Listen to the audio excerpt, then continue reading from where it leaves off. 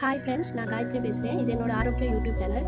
இந்த மாதிரி herbal hair oil ஒன்று எப்படி செய்கிறதுன்னு தான் நம்ம இன்னைக்கு வீடியோவில் பார்க்க போகிறோம். வாங்க என்ன தேவையான மூலிகைன்னு பார்க்கலாம். இது வந்து கரிசலாங்கண்ணி, வெள்ளையா சின்ன பூக்கள் இருக்குது. இதுதான் கரிசலாங்கண்ணி இலைகள். இது வந்து முடியை நல்லா கருப்பாக்கும். இது வந்து பிரிந்திராஜ்னு சொல்லுவாங்க. மூலிகை எண்ணெயில் இதை கட்டாயமாக போடுவாங்க. இது அவ்வளோ நல்லது. முடியை கருப்பாக்கும், வேர்க்கால்களை உறுதியாக்கும், முடியை நல்லா வளர செய்யும். இது வந்து தகரை, இந்த மாதிரி மஞ்சள் பூ இருக்கும், காய்கள் சின்னதாக இருக்கும். இது தகரை இலைகள். இதுவும் முடிக்கு நல்லது, முடியை வளர வைக்கும். சுட்ட தலையிலையும் கூட இது முடியை வளர வைக்கக்கூடிய ஆற்றல் இருக்குது. இது முள்ளுசித்தா இலை, ஆன்டி கேன்சர். எண்ணெயில் போட்டு காய்ச்சி தலைக்கு வச்சுட்டு வரும்போது இது கேன்சர் வராமல் கூட தடுக்கக்கூடிய ஆற்றல் இருக்குது. இது வந்து கீழ்காய் நெல்லி, மஞ்சள் காமாலைக்கு நல்லது, கல்லீரல் பலப்படுத்தும், கண்ணுக்கு நல்லது.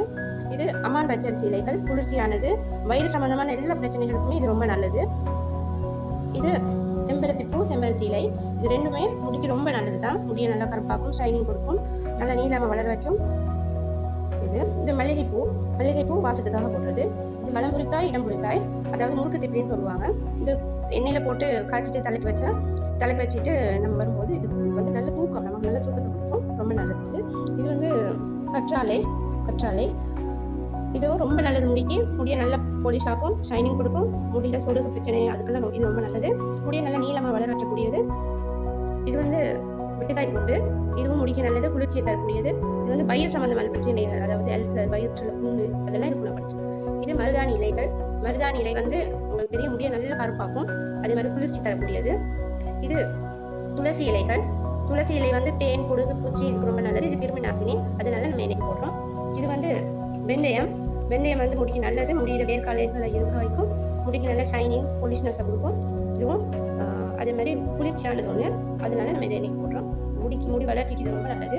இது ஆமணக்கு இலைகள். விளக்கெண்ணெய் இருக்கிறது இதுல இருந்தா.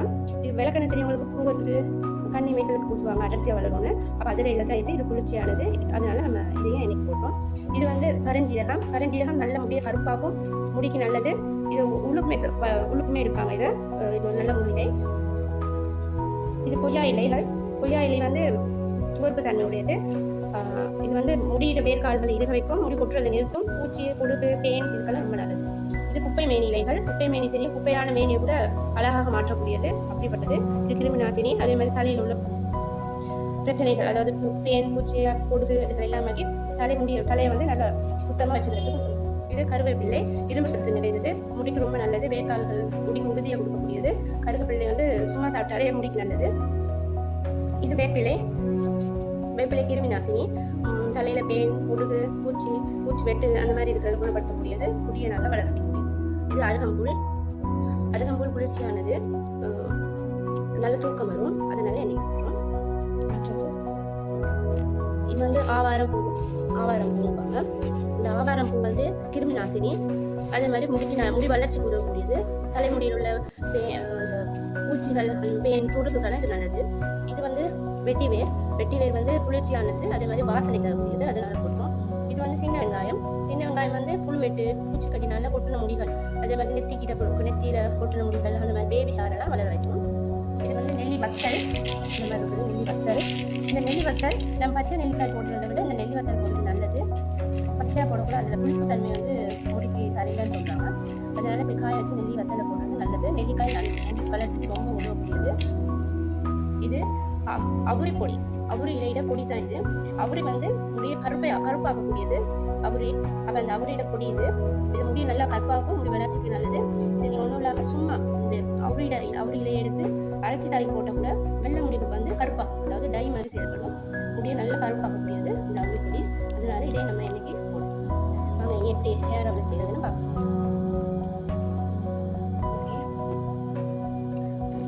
பாத்திரத்தை சுத்தமான தேங்காய் ஊற்றி சுடக்கி போட்டுடலாம். நல்லா இந்த எண்ணெய் காய்ச்ச முன்னாடி எண்ணெய் காய்ச்சி போடணும். ஸ்மெல் போடுறது இளவேராது கற்றாழை.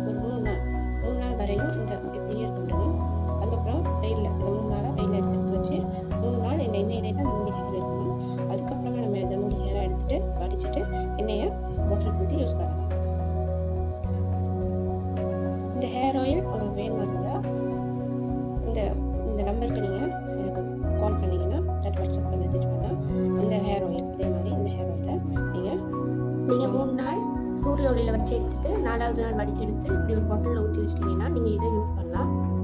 ஓகே ஃப்ரெண்ட்ஸ், இதுதான் அந்த ஹெர்பல் ஹேர் ஆயில். இந்த வீடியோ உங்களுக்கு பிடிச்சிருந்தா லைக் பண்ணுங்கள், ஷேர் பண்ணுங்கள், சப்ஸ்கிரைப் பண்ணுங்கள்.